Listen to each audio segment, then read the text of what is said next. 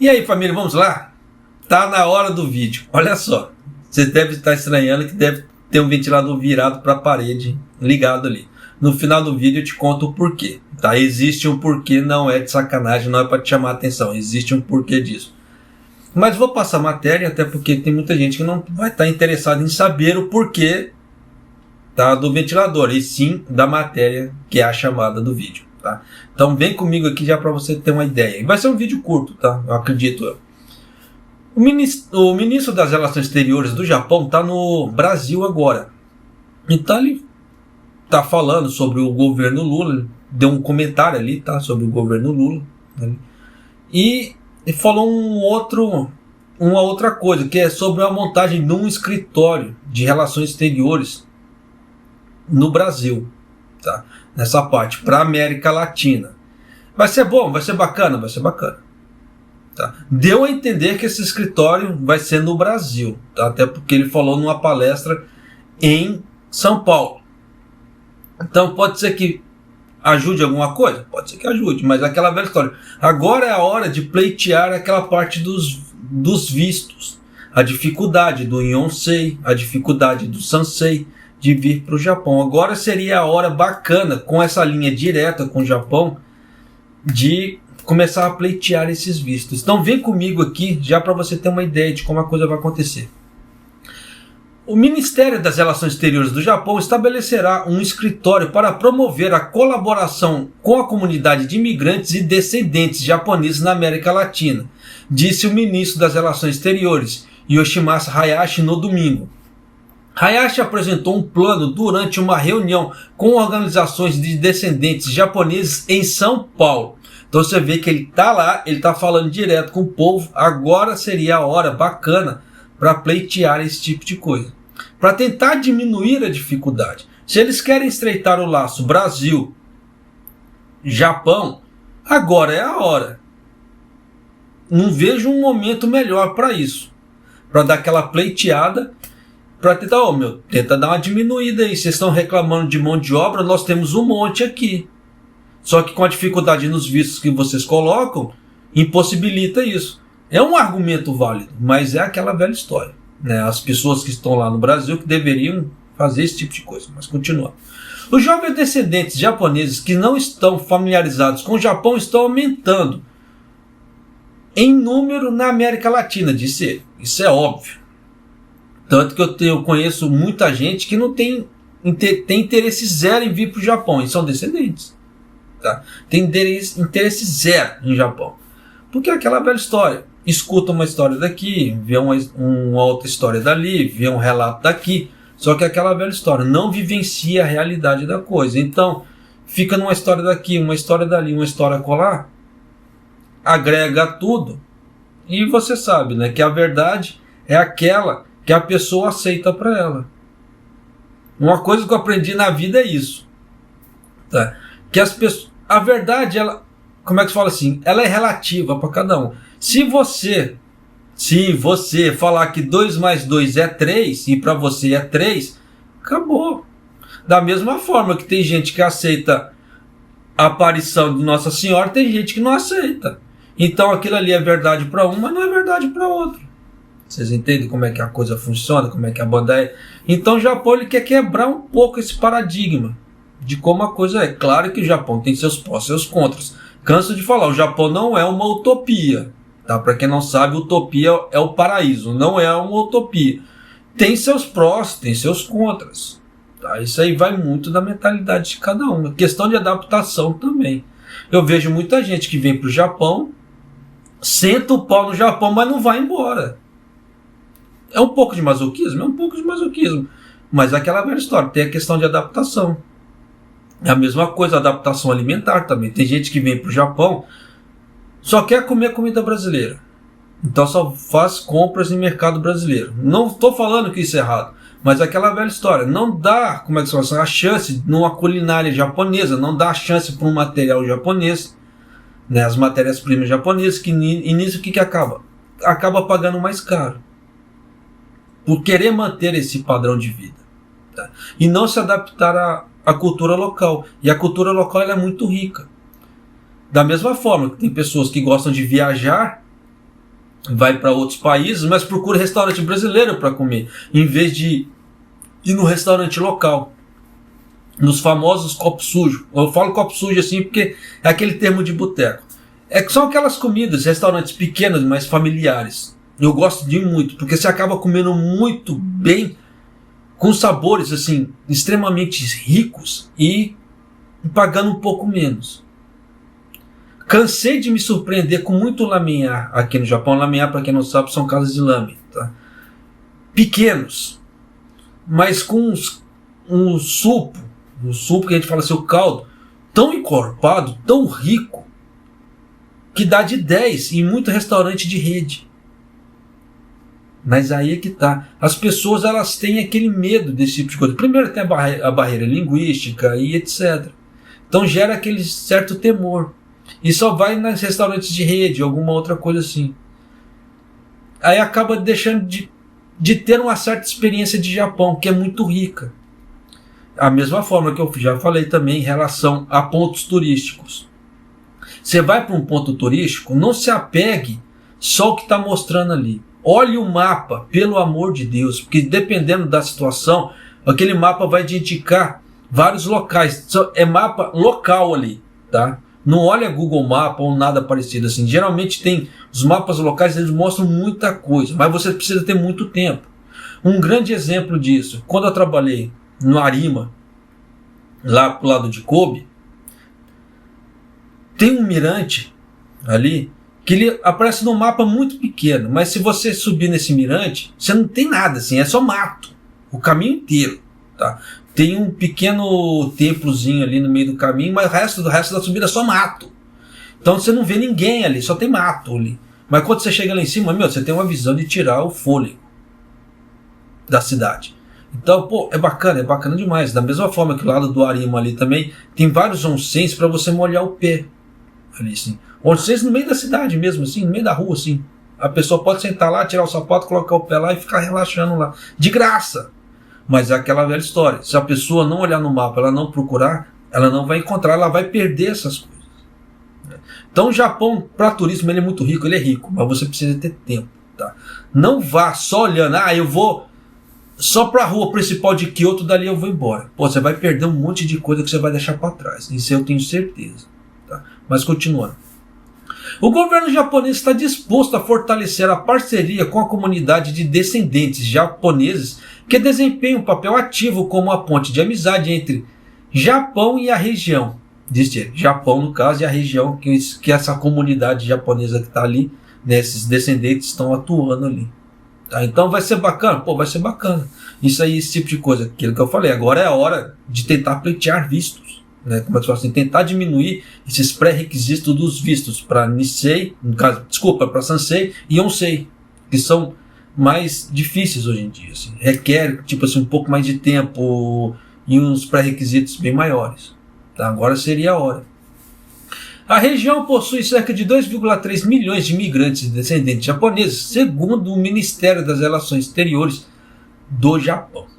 Tá? Então já dá para você sacar por A mais B que muita oportunidade pode ser que apareça, Tá? Se o Kishida ele for um visionário nesse ponto e parar com essa política de querer ficar metendo bedelho no país dos outros, como é que se fala, para poder promover o Japão e fazer uma política de comunidade, aí sim, tá? Aí vai ser uma oportunidade para muita gente, não só para os brasileiros, mas para os outros países também. Tanto que a Indonésia estava pleiteando muito esse tipo de coisa, e ela conseguiu. Ela vai aumentar o número de pessoas, de indonesianos no Japão. Os caras estão lutando por isso. Por que os políticos brasileiros não fazem isso?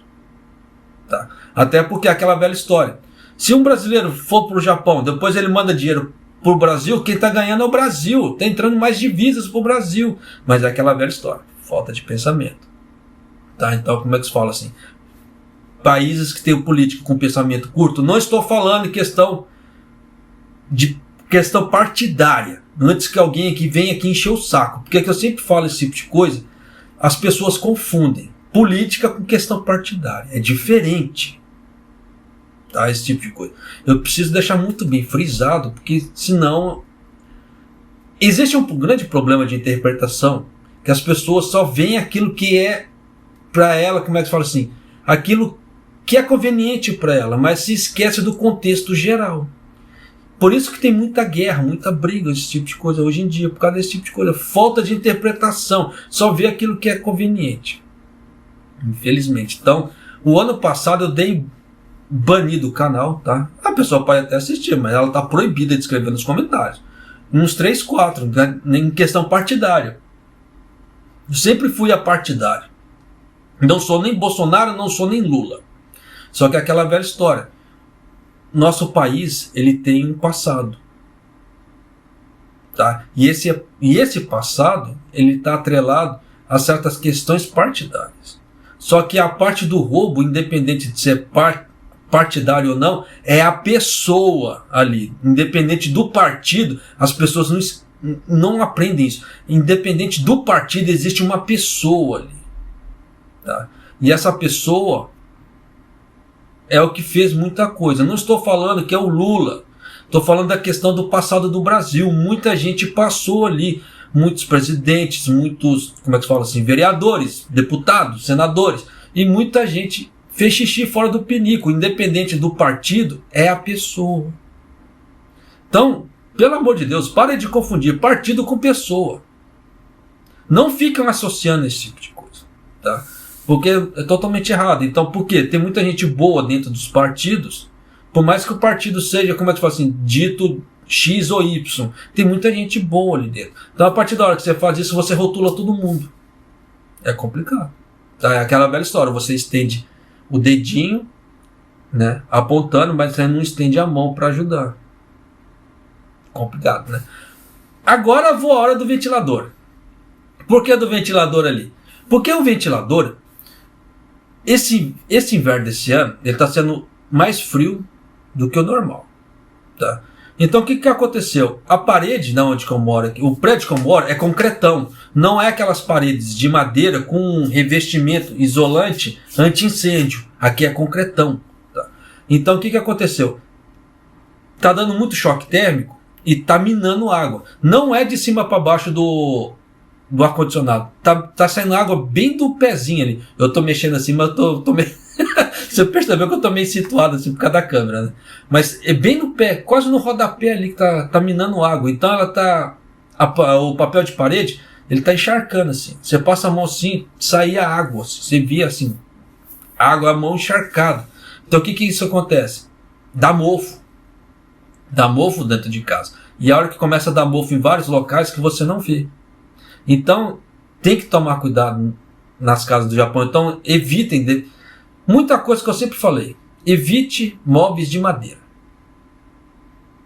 Porque pode dar mofo e você não vê por causa da extrema umidade que pode dar. Igual esse nosso do ventilador ali. Foi a única solução que eu achei para poder manter a parede seca sem risco de umidade. Porque ela, na hora que eu vi por quê? Porque começou a dar umas bolinhas pretas de bolor. Foi a hora que eu passei a mão ali, puta, tá encharcado, eu não tinha visto.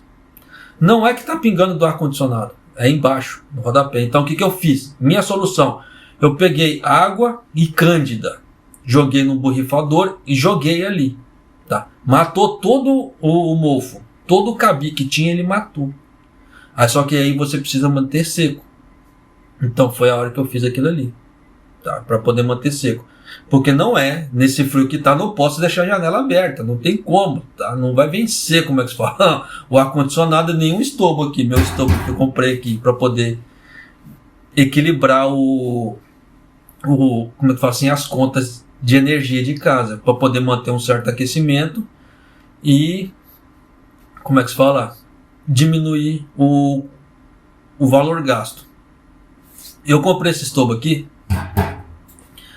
só que só tome cuidado, tá? Eu estava usando ele com todos os cuidados possíveis, de ventilação e etc. E eu comecei a sentir muita dor de cabeça com isso.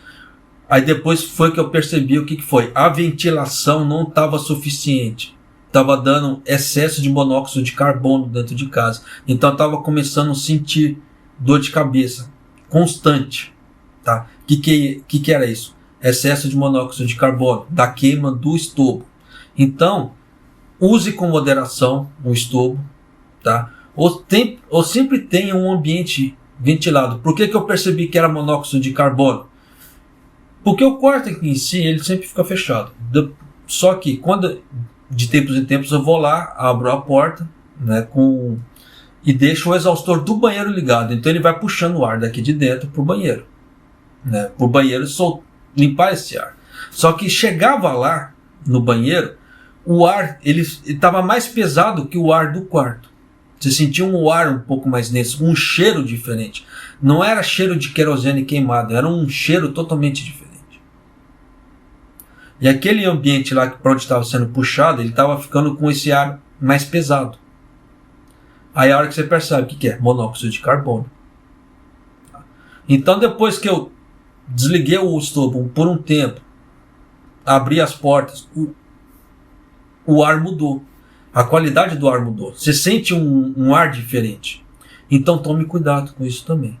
Tá? Que isso pode te trazer uma série de problemas e você não está percebendo. Excesso de monóxido de carbono dentro de casa também.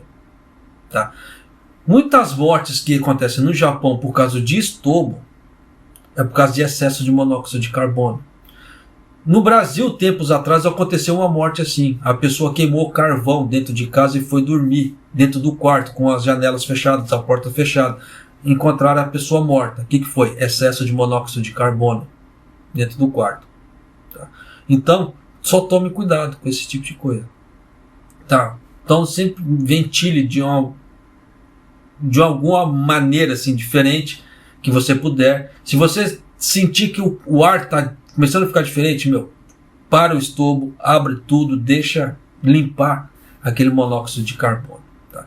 Por que eu estou passando essas dicas? Porque você é importante para mim. Sem você o canal não existe. Tá certo? E eu tenho o prazer de passar essas dicas para vocês, para melhorar a vida de vocês aqui no Japão, tá? Em vez de piorar.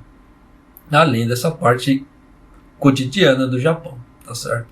Mas é isso aí, família. Um bom ano para todos nós, tá? Por que eu tô falando isso? Porque é o primeiro vídeo do ano, tá? Tava com a hérnia atacadinha, por isso que eu não tava gravando o vídeo antes. Mas, como é que se fala assim? Um bom ano para todos nós, tá? Seja um ano de realizações, né, com saúde, mas tudo requer esforço, tá? Nós teremos que fazer um certo esforço. Da mesma forma que eu estou aqui gravando o vídeo para você com dor, né? Muita gente terá dor também para ir trabalhar, né? Para ir fazer as coisas. Então vai ser um ano de esforço, As contas estão aí, as coisas estão subindo, então nós não podemos parar de forma alguma, tá? De algum jeito nós temos que seguir em frente. Então cuide da sua saúde. Sem a saúde, você não, até para lutar por dinheiro é complicado. Eu falo por mim. Eu posso parecer que eu estou saudável, mas eu não consigo mais trabalhar numa fábrica por causa do meu problema de hérnia, tá? Então você vê que limita a pessoa. Então o que eu poderia estar ganhando 200 mil, 300 mil agora, eu ganho 20 dólares no YouTube. Não ganho mais que isso. Se alguém tiver dúvida, pode procurar no Social Blade alguma outra coisa em relação a gastos, tá? Igual assim, minha média mensal é 15 dólares, 20 dólares no YouTube. Então eu não faço nem para pagar as contas, tá? Mas eu faço isso aqui por quê? Prazer em tentar ajudar você com informações aqui no Japão, em relação ao Brasil e Japão, para deixar a sua vida um pouco mais fácil, tá? Falar que a vida ela é fácil, ela não é. Tem momentos que é sofrimento. Tem parte de alegria, parte de tristeza, tem, tá? Isso aí ninguém tá, como é que se fala assim, imune a esse tipo de coisa. Então o que eu tento fazer aqui é tentar te mostrar um outro caminho para que você possa ter mais momentos de alegria do que de tristeza, tá certo? E arigatou gozaimasu por assistir esse vídeo até o final. E um abraço, até o próximo vídeo, até mais!